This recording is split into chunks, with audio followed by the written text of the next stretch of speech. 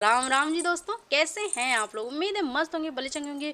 दोस्तों आज मैं आप लोगों को एक बहुत ही खूबसूरत देवर स्पेशल कजरी गीत सुनाने जा रही हूँ। अगर आपको ये गीत अच्छी लगी तो प्लीज़ लाइक शेयर कमेंट जरूर करिएगा। दोस्तों चैनल पर पहली बार हैं तो चैनल को सब्सक्राइब करना ना भूलिएगा।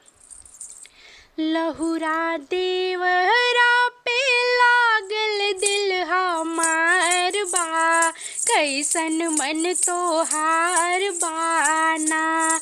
लहुरा देवरा पे लागल दिल हमार बा, कैसन मन तोहार बाना। देवरो गईले बाजार, लड्डू ले अइले दो चार। देवरो गईले बाजार, लड्डू ले अइले दो चार। भौजी खाई न ले तू लड्डू मजेदार बा, कैसन मन तोहार बाना। लहुरा देवरा पे आगल दिल हमार बा, कैसन मन तोहार बाना। देवरो गईले बाजार, चुनरी ले अइले दो चार। देवरो गईले बाजार, चुनरी ले अइले दो चार। भौजी पहिन ले तू चुनरी रंगदार बा, कैसन मन तोहार बाना।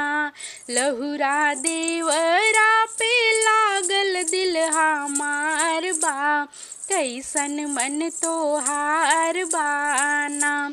देवरो गईले बाजार, चाट समोसा लैले चार। देवरो गईले बाजार, चाट समोसा लैले चार। भौजी खाई न ले तू समोसा चटकदार बा, कैसन मन तोहार बाना।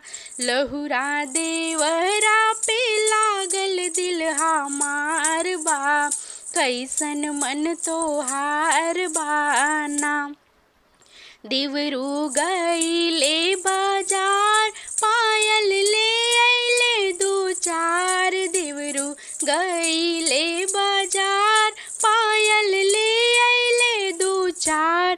भौजी पहिन ले तू पायल चमकदार बा, कैसन मन तोहार बाना। लहुरा देवरा पे लागल दिल हमार बा, कैसन मन तोहार बाना। प्रणाम दोस्तों।